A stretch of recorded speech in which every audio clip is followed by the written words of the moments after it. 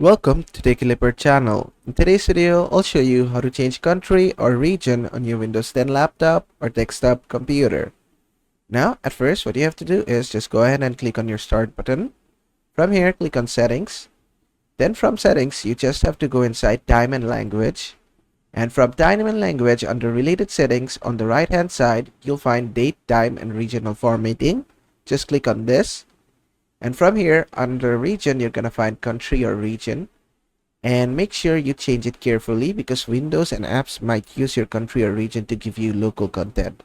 So mine is set to US right now. If you want to change it, just search for your country to whatever country you want to change to and select that.